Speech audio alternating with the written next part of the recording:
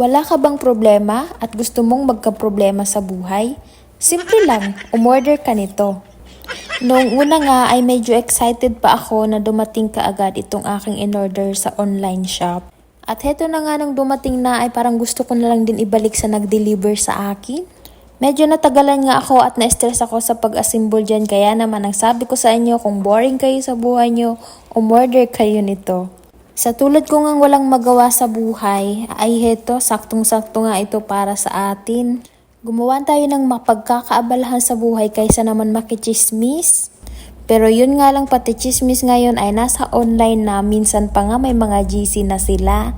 Hindi mo na nga kailangan mangapit bahay ngayon para lang makasagap ng chismis. At ayun na nga, mabalik tayo dito sa aking in-order. Lagayan daw to ng ulam pero wala naman akong ulam, kaya naman maghahanap na lang ako ng mga bagay-bagay na mailalagay dito. O diba, kinapos ka sa hininga? Nabanggit ko nga nung nakaraan na babalik na ako sa pagbablog pero parang hindi ko naman napanindigan. Ewan ko ba, minsan sobrang tamad ko talaga gumawa ng video, lalo na itong pagbo-voice record or pagbo-voice over. At heto na nga, matapos ang isang dekada, natapos ko siyang i-assemble at parang worth it naman. Maganda siya. May part 2 guys, kaya see you there. Matapos ko nga i-assemble itong lagayan ng ulam, heto at naghanap na nga ako ng mga bagay-bagay na pwede kong ilagay dito.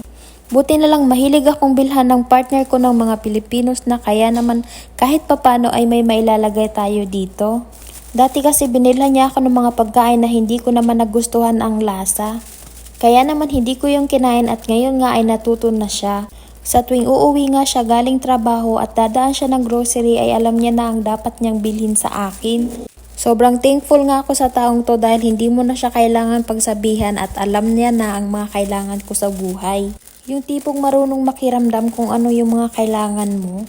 Balik nga tayo dito sa aking in-order na sobrang worth it naman talaga kahit mahirap siyang i-assemble. Ewan ko lang kung ako lang ang nahihirapan mag-assemble nito. Pero mga mare, wag ka, sobrang ganda nito kaya magpabudol na kayo. O, diba? Magtitindahan na ba ako nito? Libre utang, charot.